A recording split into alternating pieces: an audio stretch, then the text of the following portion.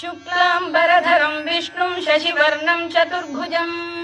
प्रसन्नवदनं ध्यायेत् सर्वविघ्नोपशान्तये व्यासं वसिष्ठनप्तारं शक्तेः पौत्रमकल्मषम् पराशरात्मजं वन्दे शुकतातं तपोनिधिं व्यासाय विष्णुरूपाय व्यासरूपाय विष्णवे नमो वै ब्रह्मनिधये वासिष्ठाय नमो नमः अविकाराय शुद्धाय नित्याय परमात्मने सदैकरूपरूपाय विष्णवे सर्वजिष्णवे